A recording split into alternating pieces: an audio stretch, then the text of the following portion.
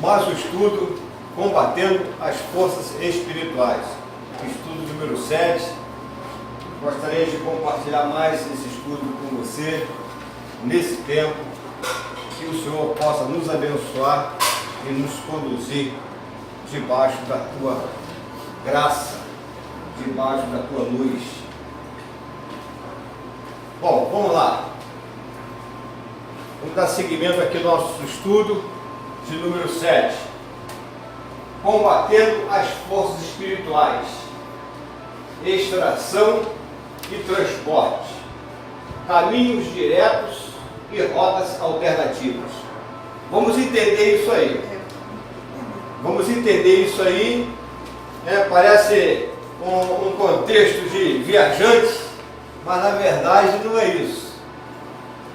A gente vai entender bem. Se você lembra do estudo passado, você vai pegar um gancho aí para você compreender o que nós vamos tratar aqui nesse estudo número 7. Aqui nós estamos vendo um caminho direto e rotas alternativas. Bom, conforme explicado em detalhes no estudo anterior desta série, Satanás precisa de material para nos atormentar, para nos tentar, para fazer com que o cristão procure solucionar por ele mesmo os seus problemas, ou procure satisfazer os desejos da carne. O diabo precisa de matéria-prima para levar o homem a atuar contrário à vontade de Deus, desanimá-lo na sua caminhada com Jesus e assim afastá-lo do caminho da salvação. Tiago, capítulo 1, verso 14, diz assim: cada um, porém, é tentado quando atraído e arrastado pelo seu próprio desejo pecaminoso. Bom, o inimigo ele usa daquele material que nós falamos no estudo passado, arquivado em nós, na nossa mente. Vocês lembram disso? Então ele vai sempre trabalhar com esse material. E quanto mais esse material for recente, melhor é. Ele está mais ativo na nossa mente. Ele está mais fresco. Se a gente não tiver tratado isso aí de uma maneira de arrependimento, em oração com Deus, ele está bem ali, bem superficial, bem acessível, e é esse material que ele utiliza que está em nós. E aí a gente vai ver como que isso acontece. Tá legal? Vamos lá. Independentemente se este ato pecaminoso é apenas em pensamento ou se é no físico, o inimigo necessita de material para executar os seus ataques. Este material usado pelas forças do mal possui várias fontes, estando algumas delas dentro do nosso controle e outras fora. No último texto, o foco foi o material que podemos e devemos controlar. Material este que chega até a mente através dos olhos e ouvidos e cria um arquivo, que é a nossa memória, o qual o inimigo utiliza para nos tentar. Certamente que a nossa memória também consiste de material que não temos como controlar e sua entrada, que são os eventos ligados ao cotidiano, casa, escola, trabalho, igreja, etc. Bem, nós percebemos que esse material arquivado na nossa mente são os pecados, são situações que não condiz com um cristão. São esse material que o inimigo se utiliza para que nós possamos pecar contra Deus.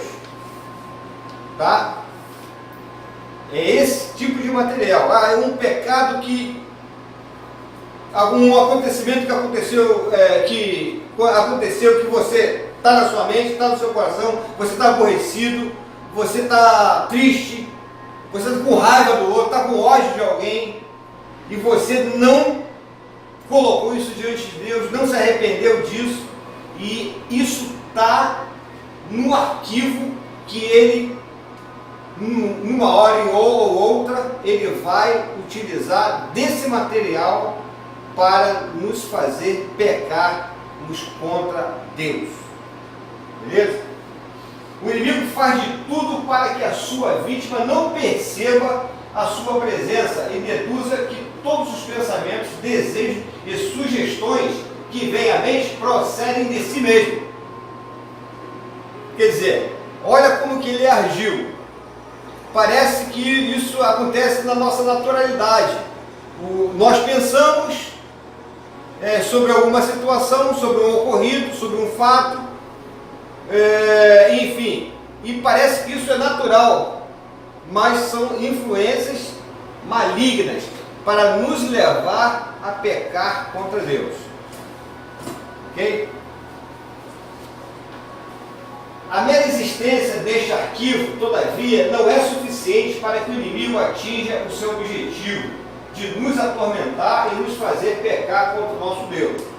Ele precisa nos encorajar e acessar a memória e extrair de lá o material que ele intenciona utilizar no ataque. Somente quando o evento ou a cena que ele deseja sobe da memória para o consciente é que ela poderá ser usada na provação. Este processo de extração e transporte de blocos de informação da memória para o consciente ou pensamento pode ocorrer tanto de uma forma direta como indireta. E são essas duas formas que chamamos de caminhos diretos e rotas alternativas. Beleza? Então quer dizer, agora a gente está vendo que não tem nada a ver com transporte, nada disso. É um transporte sim, mas de arquivos que estão alojados na nossa memória. Fatos que nós não conseguimos ainda colocar diante de Deus para nos desvencilharmos disso, jogar isso fora, extrair isso de nós. Então, quando nós não extraímos isso com a ajuda de Deus de nós, Ele extrai para que possamos pecar contra Deus. Por isso nós falamos aqui de extração. E isso de uma forma natural. Parece que isso é eu, não tem nenhuma influência, não tem nenhum, mas não. Se é um pecado, esse é a ponta do iceberg que ele vai utilizar para nos fazer pecar contra Deus. Ok? Eu sei que o tema deste estudo pode ser um pouco difícil de entender, mas tudo ficará mais claro com este testemunho de Marcos da Silva. Eu quero pegar esse testemunho de Marcos aqui, que vai trazer uma compreensão muito interessante. Em um outro texto dessa mesma série, ele mencionou um período que foi alvo de um ataque das forças do mal, relacionado com uma pessoa problemática no trabalho. Não sei se vocês lembram disso. Conforme escrevi, foram muitos dias de lutas espirituais constantes, até que finalmente o Senhor veio ao meu auxílio e essa pessoa mudou para um outro estado e pediu demissão. Durante o ataque, por várias vezes, Satanás me fazia lembrar de cenas relacionadas a esta pessoa, para me causar insegurança e para sugerir soluções e desfechos pessimistas e assim me levar ao desânimo, medo e ansiedade, sentimentos estes que não condiz com o caminhar dos filhos de Deus, uma vez que o Senhor repetidas vezes nos garante nas Escrituras que cuidará de nós em todas as áreas da nossa vida, se tão somente colocarmos nele a nossa confiança. O que Isaías 30:15 diz? Pois assim diz o Senhor Deus, o Santo de Israel, no arrependimento e no descanso sereis socorridos, no sossego e na confiança estarias a vossa força, mas não quisestes. Inicialmente, a qualquer momento do dia ou da noite, o inimigo simplesmente me fazia lembrar da pessoa para começar os seus ataques. Era bem fácil para o maligno forçar-me a entrar em uma sessão de tortura espiritual.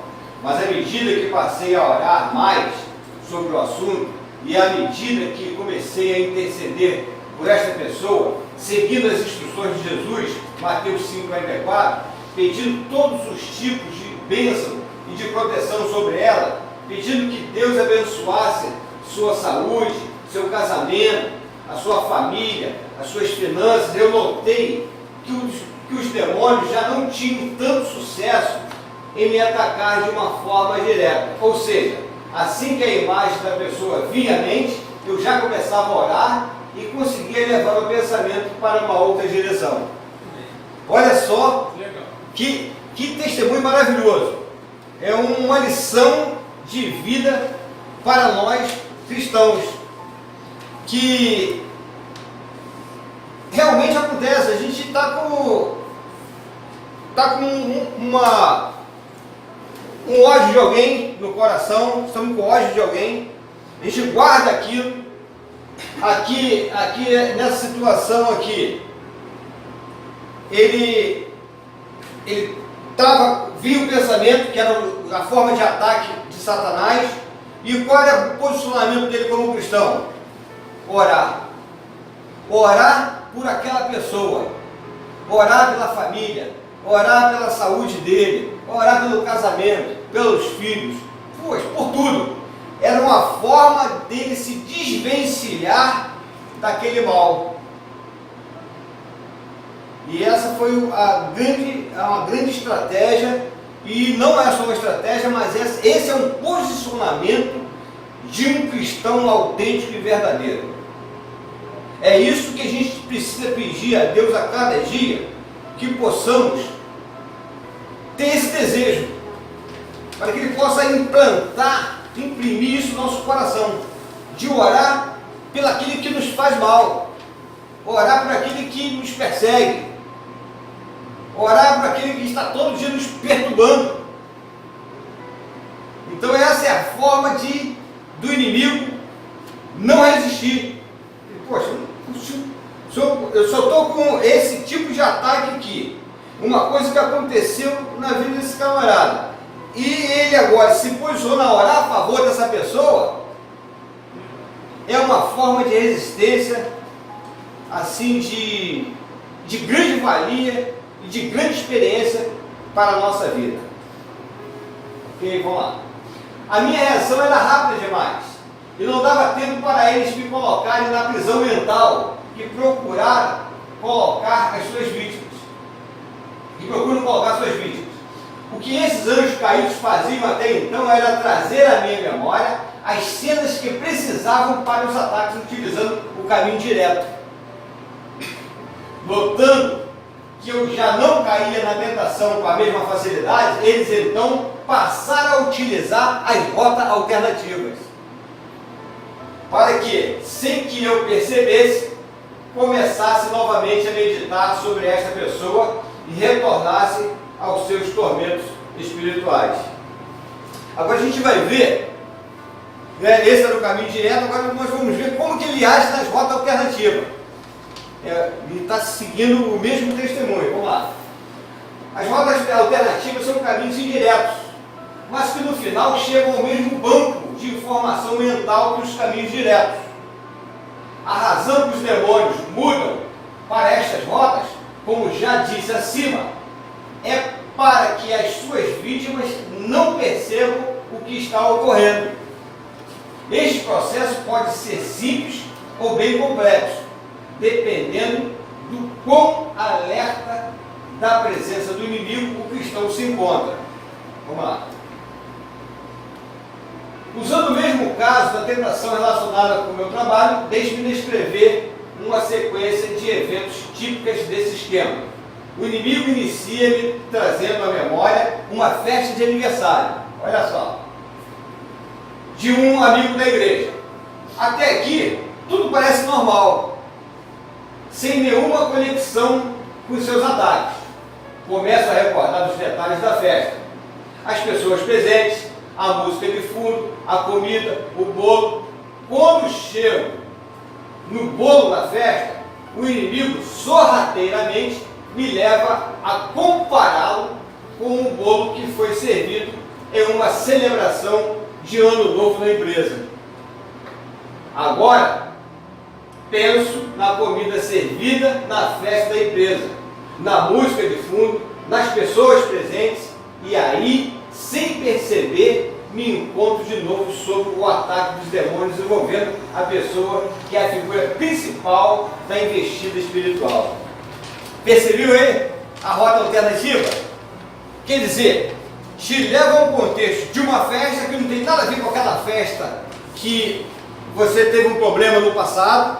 É uma festa agora que você está na igreja e na hora do bolo, que aqui foi colocado, é que ele lembra do bolo da empresa e ele começa a lembrar das pessoas presentes ali, que ele vai lembrar daquela pessoa. Olha só como é que é. É uma rota alternativa. Ele tenta nos induzir, persuadir de uma maneira muito sutil, né? Nos levando ao arquivo, à memória. E aí você começa a associar aquela pessoa agora.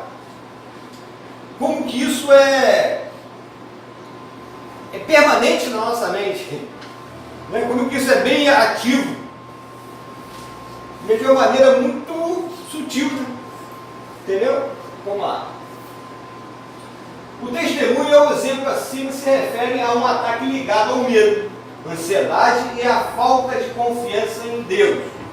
Mas o mesmo processo é usado pelo inimigo em ataques com o objetivo de destruir casamentos, confronto entre pais e filhos, confrontos nas igrejas, preocupações financeiras, preocupações sobre saúde e, nesses últimos dias, de uma forma especial, em tornar o cristão viciado em todos os tipos de vício.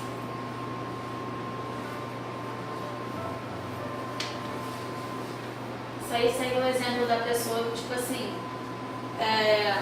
tenho muito problema na minha casa, vou afundar meu problema na bebida. Sim, é um escape. Aí a gente não resolve os problemas, a gente troca de problema, né? Ou acrescenta mais um. Eu acrescento mais um, né? Então quer dizer, parece que um abismo gema o outro, né? Porque abismo não se conserta com abismo.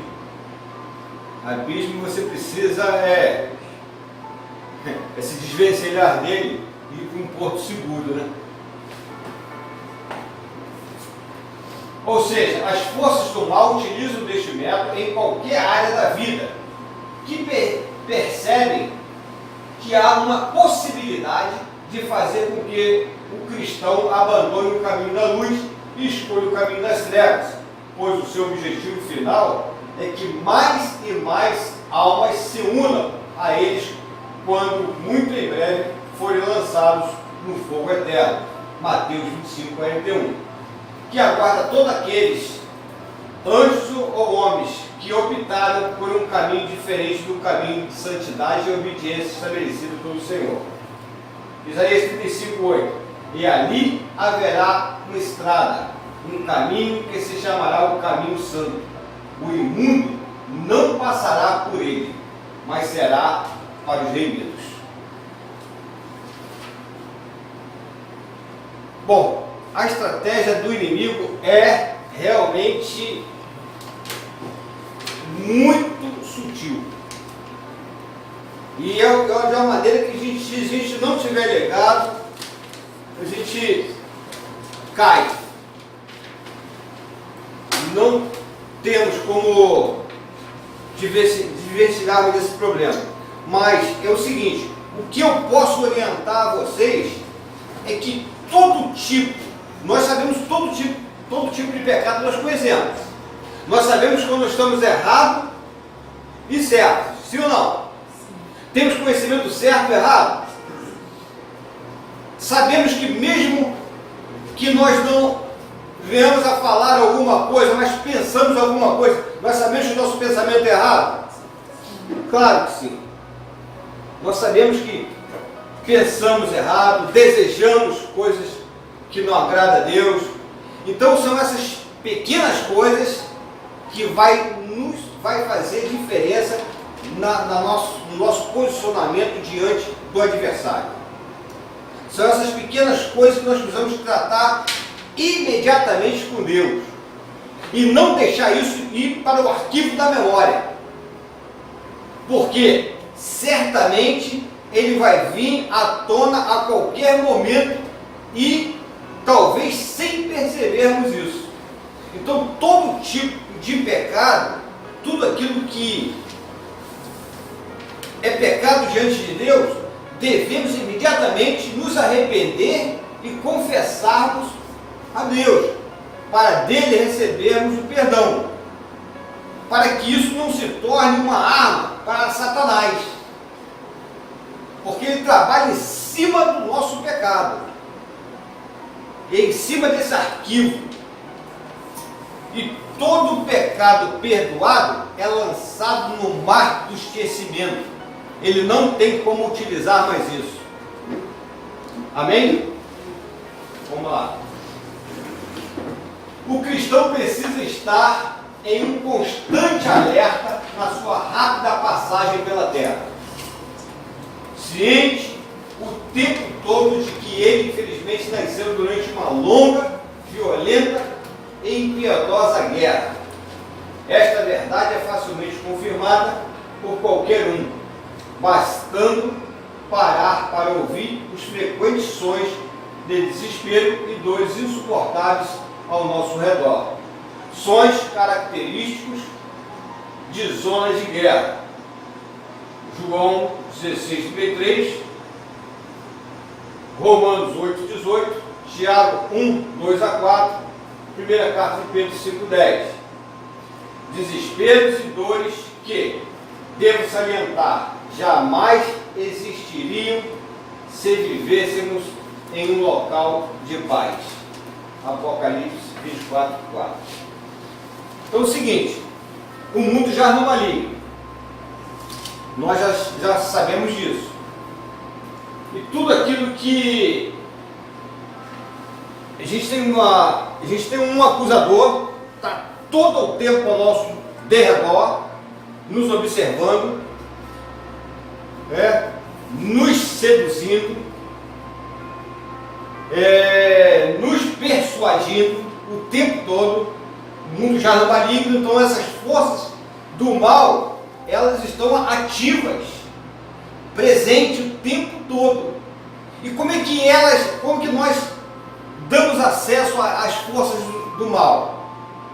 À medida que nós erramos o alvo, à medida que nós pecamos, nós deixamos essa brecha, e eles adentram sem pedir licença, adentram mesmo, sem dó, sem piedade, porque esse é o papel do adversário, do arqui-inimigo de Deus. Esse é o papel do diabo, é tentar levar maior número de pessoas consigo para o lago de fogo e enxofre, que está destinado para ele e os seus anjos e os seus seguidores. Mas nós não vamos fazer parte dessa história. Amém? Amém. Vamos lá. Apenas nas últimas semanas, a minha família recebeu a notícia de 4 mortes de pessoas que conhecíamos, todos homens, sendo 3 destes falecimentos totalmente inesperados, envolvendo pessoas aparentemente saudáveis. Obviamente, o sofrimento que essas mortes causaram às famílias envolvidas é inimaginável. Os e-mails, os pedidos de oração que recebemos diariamente é uma outra prova inquestionável de que todos nós, os que creem em Deus e os que não creem, se encontram completamente envolvidos em um impiedoso conflito pelo controle final do universo. Os ferimentos que carregamos são provas inquestionáveis deste fato. Vamos ler 2 Coríntios 4, 8-10. Em tudo somos atribulados, mas não angustiados, perplexos, mas não desanimados, perseguidos, mas não desamparados, abatidos, mas não destruídos, trazendo sempre por toda parte a modificação do Senhor Jesus no corpo, para que a vida de Jesus se manifeste também no nosso corpo. Amém. Sim, reconhecendo ou não, ninguém pode recusar a participar dessa batalha espiritual entre o exército do Senhor e as forças do mal. Conforme já disse no início desta série, não existe neutralidade nesta guerra. Todos os seres humanos, homens e mulheres, jovens e idosos, estão automaticamente alistados e são combatentes na ativa em um dos dois lados do conflito. Então não existe neutralidade. Ou nós estamos de um lado, ou estamos do outro. Ou estamos do lado do bem, ou estamos do lado do mal. Precisamos ter isso em mente. Não tem neutralidade. E por isso temos que estar sempre vigilantes, porque o caminho do reino é tomado por esforço. O caminho da salvação é tomado por esforço. Temos que nos esforçar. Não tem como você ficar aí numa posição inerte, porque a gente está em um conflito intenso, iminente. A qualquer hora nós podemos sofrer um ataque, a qualquer hora. E a gente percebeu aqui como que é sutil isso. Às vezes a gente está numa festa e vem alguma coisa na nossa lembrança, recordamos de alguma coisa no passado, e aquilo traz uma certa preocupação, um certo ódio, uma certa raiva de coisa que aconteceu lá atrás no passado que não foi tratado.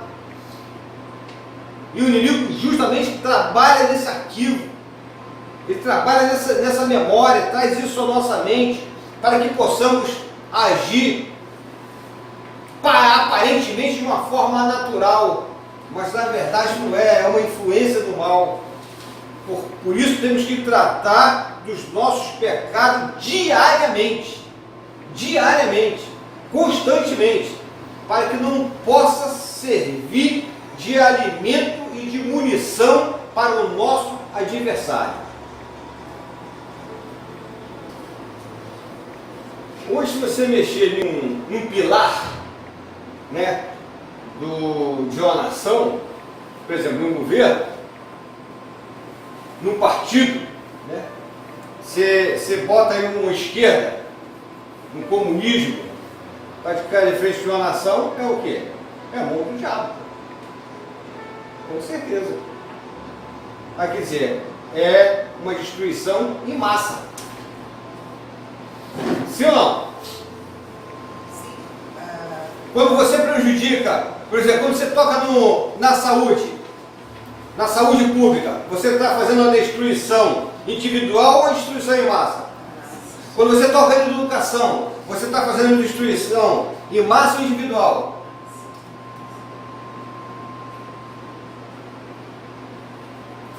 Por isso que a Bíblia diz para nós orarmos pelos nossos governantes. Né? Eu vejo crentes às vezes orar, falar até mal dos governantes, porque talvez não foi aquela pessoa que ele votou, enfim. Se está lá, foi Deus que colocou.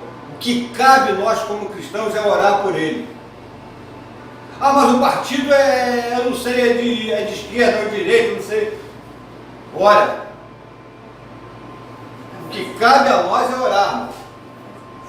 O agir, se Deus vai tirar, se não vai, é Deus que sabe. Ele ouviu o clamor do seu povo no Egito, sim ou não? Tem ministro da educação hoje? Sim. Sim ou não? Fala. Sim. Ministro da saúde? Sim.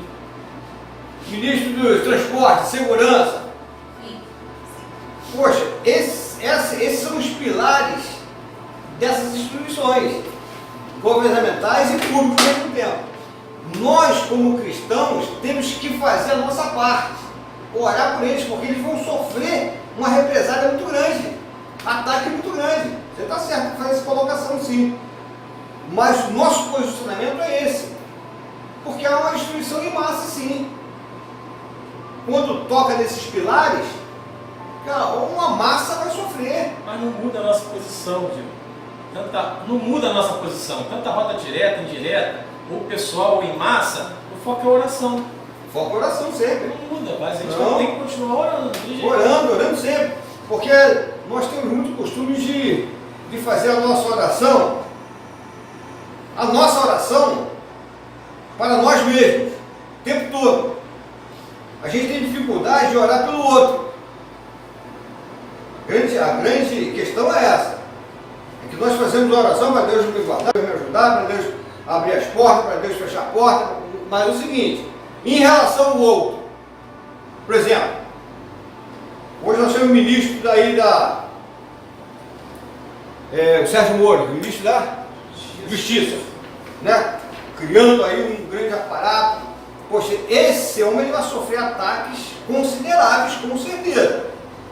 Ministro da Educação, ministro da Saúde, isso tem que ser pessoas que realmente estão com uma responsabilidade muito grande. Se nós, povo de Deus, não nos posicionarmos em oração em prol deles, porque nós orando por eles, nós seremos abençoados, sabia? Você ora pelo presidente da República para ele fazer a maior gerência do país. Quem vai ser abençoado? Todos nós. Mas, infelizmente, parece que essa cultura cristã, a cultura da oração universal, ela não está em foco. A gente ora só, entendeu? Voltado para a gente aqui, ó. A gente esquece dessa grandeza de oração que nós temos que fazer. Quando? Orar sempre, orar sempre, sem cessar, é sempre, toda hora. Não é só direcionada a mim.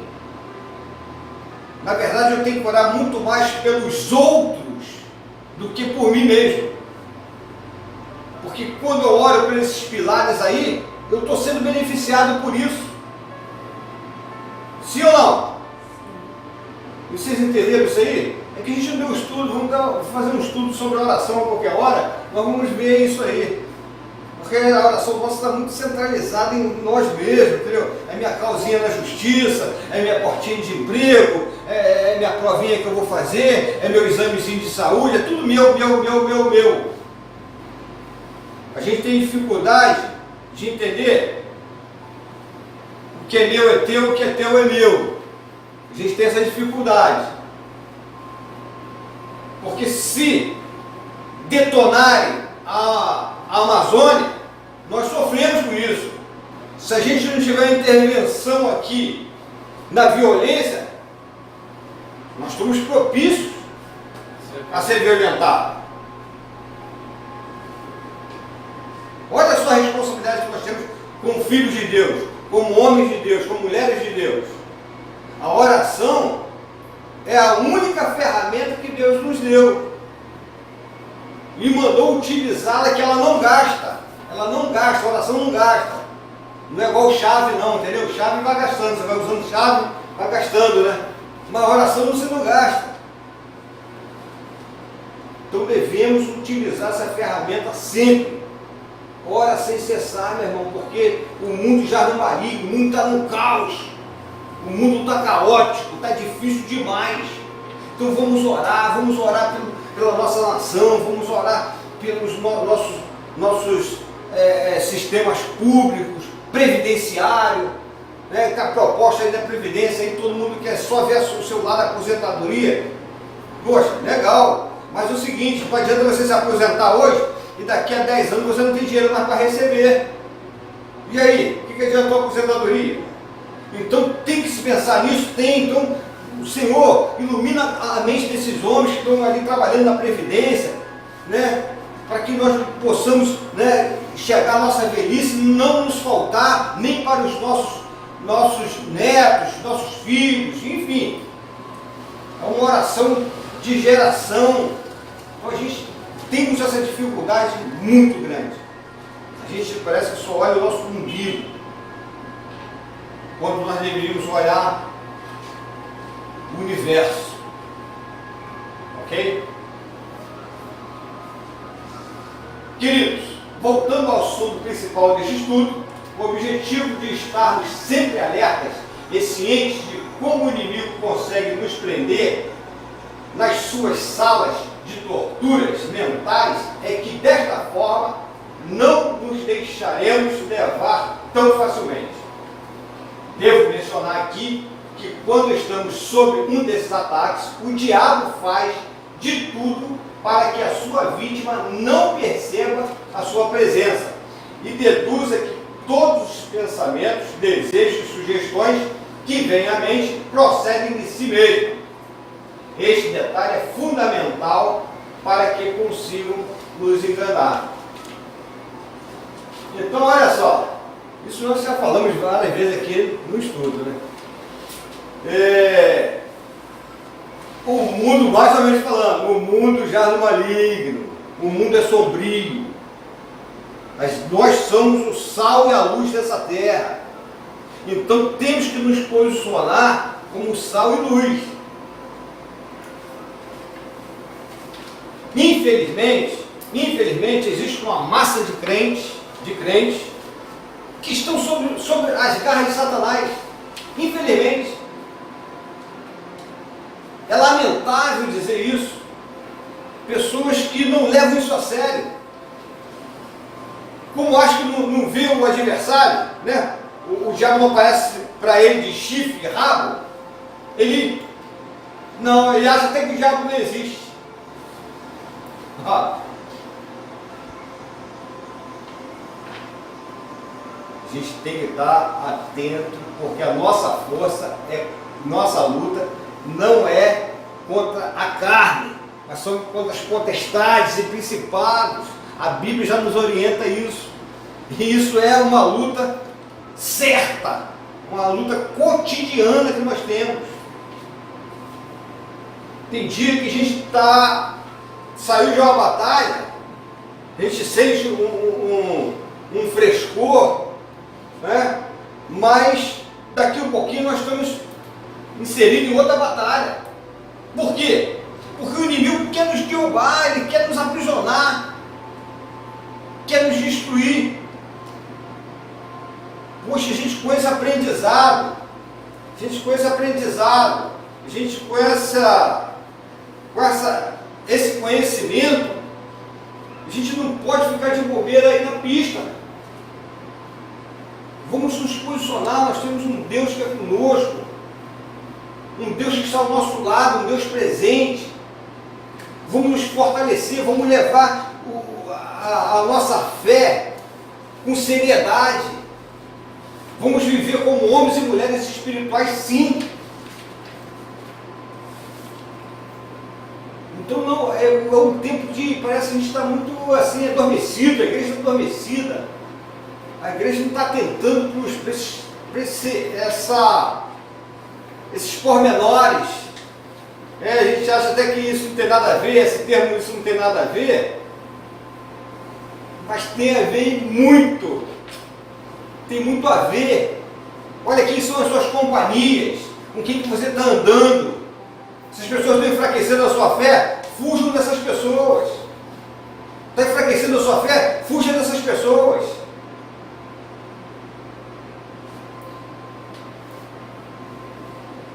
Isso tem a ver sim, isso vai te prejudicar na sua fé, vai te prejudicar na sua comunhão com Deus. Isso vai te enfraquecer, isso vai te levar para o abismo. Poxa, não é possível a gente ter tanta informação de como garantir a nossa salvação e a gente deixar isso aí se esvair e ir embora, sair entre os dedos e ir embora. O inimigo está fazendo o serviço dele, está fazendo o papel dele. E olha, ele não para descansar.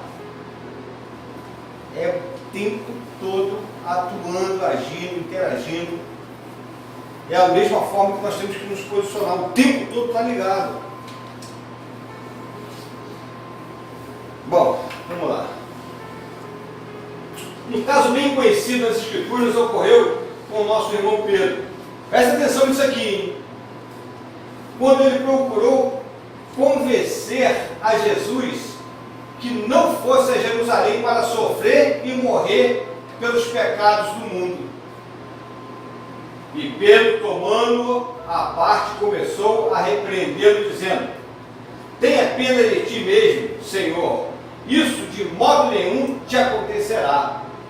Ele, porém, voltando-se, disse a Pedro: para trás de mim, Satanás, tu me serves de escândalo, porque não entendes das coisas que são de Deus, mas sim das que são dos homens. Então aqui, aparentemente uma boa ação de Pedro. Aparentemente uma boa ação de Pedro, né? Preocupado com o Senhor Jesus. Ao propósito de Jesus, era morrer na cruz. Ele teria que ir lá sim. E aí, Satanás, né? Pedro falou uma palavra que era contraditório ao propósito de Jesus. E automaticamente Jesus, ligado, ele repreende Pedro. Na hora. E só observação de Pedro não tinha nem consciência disso. Não tinha nem consciência disso. Sutilmente. É mais complicado. É legal também. É legal também, porque na verdade ele está colocando a proposta de Satanás, que é não deixar Deus. Não deixar. A proposta de Satanás Ninguém é salvo, vai todo mundo. Um primeiro momento a gente vê aqui, poxa, o amor de Pedro, ele não quer que Jesus morra, mas ele veio para cumprir um propósito. Olha só.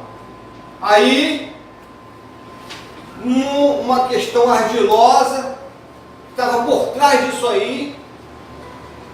Então, com isso, Jesus também traz um grande ensinamento para a gente. Aquilo que talvez, nós falamos até no estudo passado aí, aquilo que parece bem é mal. E o que parece mal é bem.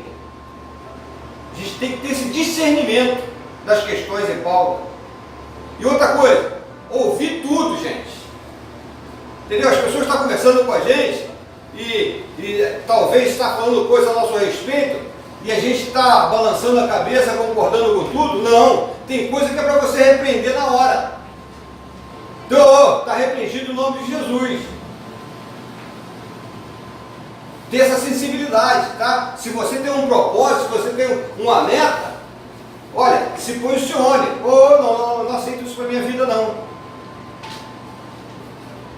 E a gente quer dar até um de bonzinho. Não vou falar isso não, que o irmão pode ficar chateado, a irmã vai ficar chateada. Que fique. Eu não posso receber uma palavra dessa natureza para minha vida. Meu irmão, leva o mão, mas está repreendido, quero isso para minha vida não. Esse é o posicionamento. Aí você, quem cala, consente, aceita. É isso? Então a gente tem que estar ligado nas coisas, entendeu, gente? Jesus aqui estava ligadinho. Quando Pedro falou, aparta de mim, Satanás. Na hora, repreendeu na hora. E às vezes a gente quer dar um de bonzinho com o outro, né? E às vezes o outro está falando isso até sem essa maldade. Mas você tem que repreender. Porque Pedro também estava falando sem maldade. Tipo, Pedro não entendeu nada. Isso aí. Não entendeu nada. Mas tinha algo por trás daquela fala. Entendeu? Então tem que estar atento a tudo. Obviamente, o nosso querido Pedro jamais imaginaria que ele estava sendo um porta-voz do diabo. Certamente que pensava que estava sugerindo algo bom para Jesus. E que aquela ideia vinha de si mesmo. Quanto mais invisíveis forem os nossos opressores, presta atenção, hein? Menos resistiremos aos seus ataques e mais culparemos a situação em que nos encontramos e as pessoas que nos rodeiam. Foi isso o que o nosso irmão Paulo quis dizer quando nos escreveu em Efésios 6,12: mas a nossa luta não é contra a carne e o sangue, mas sim contra os principados e contra as potestades, contra os dominadores das trevas deste mundo, contra a iniquidade espiritual nos altos. Então, que fica aí essa grande revelação, essa grande orientação para a nossa vida. Porque as coisas acontecem assim, sutilmente. Parece que é de uma forma até, né, boa, mas na verdade está quebrando alguma regra, quebrando algum princípio. Cuidado, aonde vai desencadear isso aí? Então, vigie e ore. Vigie primeiro, depois ore. Vamos lá.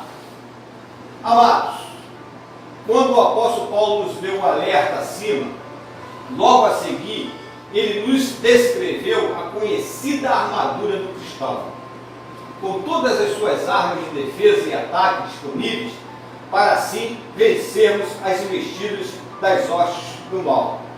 Neste estudo, não temos tempo para descrever todas elas, mas deixe-me apenas mencionar aquela que, segundo ele, quando a usamos, podemos apagar todos os dardos inflamados do maligno, que é a fé.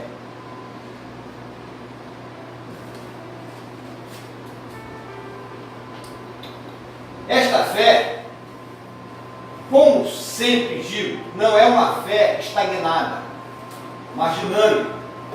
Esta é a fé que faz com que o cristão tome decisões sérias do lado de Deus. Esta é a fé que habilita os filhos de Deus a sacrificarem grandes coisas, para que fique bem claro para todo o universo físico e espiritual que verdadeiramente temos um Pai no céu e um Salvador na terra, Jesus, o seu amado Filho, enviado precisamente para nos resgatar das garras do inimigo. Colossenses 1,13. Esta é a fé que nos torna corajosos, porque amamos e obedecemos ao Senhor em tudo aquilo que Ele nos pede. Então, a fé, a gente está sempre falando na fé, a fé dinâmica, a fé em ação, em tudo. A gente tem que fazer o exercício da fé. A gente parece que só quer usar a questão fé quando é uma coisa assim muito difícil de fazer e que minha força natural não dá. Mas não, nós devemos exercitar a fé nas coisas simples. Por exemplo, como é que eu exercito a fé? A fé é como se fosse um músculo. Eu preciso exercitar para ela ganhar força, ela aumentar. Por exemplo, você tem uma leve dor de cabeça, você parte logo para a caixinha de primeiros socorros da sua casa para tomar uma dipirona. Mas você não se dá o luxo, como cristão, como homem ou mulher de fé em Deus, de fazer uma oração, orar primeiro. A gente busca logo os recursos que estão às mãos. Então a gente tem dificuldade, se a gente tem dificuldade de estabelecer a fé nas coisas mais simples, como que nós vamos exercitar nas coisas maiores? Então, fé é algo que precisa ser exercitado na nossa vida como crentes em Jesus Cristo, crentes em Deus Pai. Nós precisamos exercitar a nossa fé sempre. Me lembro, por vezes eu conto essa ilustração, que existia um grupo de cristãos que estavam pedindo chuva para as suas lavouras, e não chovia já um bom tempo, e aí eles programaram um dia para fazer uma oração. E aí, o sol era um sol de rachar, um sol muito quente. E a meninazinha de 9 anos, ela foi, pegou o guarda-chuva e foi para a oração. Aí começaram a falar: ué, aqui, tá levando um guarda-chuva? Ué, nós não vamos orar para chover?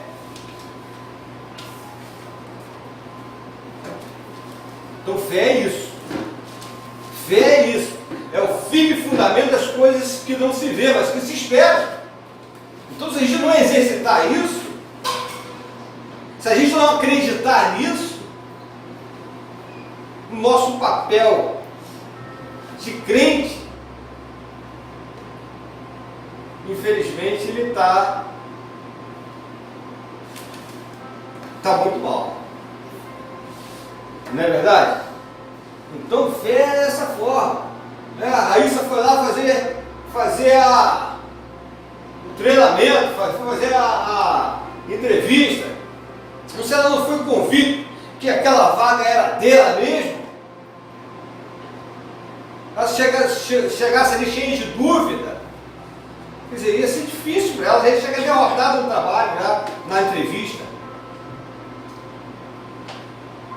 Enfim, o exercício da fé a gente tem que fazer nos mínimos detalhes, nas oportunidades que nos aparecem cotidianamente, em cada dia, em cada momento.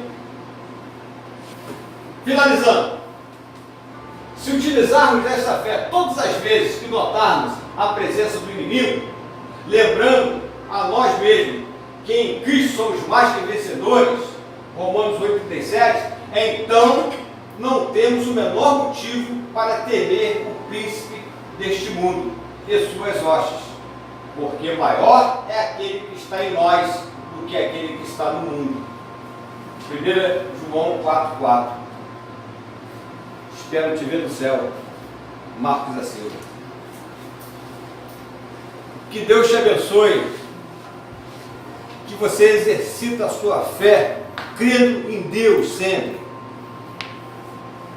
e que toda essa informação, todo esse conhecimento você possa botar em prática na sua vida de fé, na sua vida em Cristo Jesus. Que Deus te abençoe.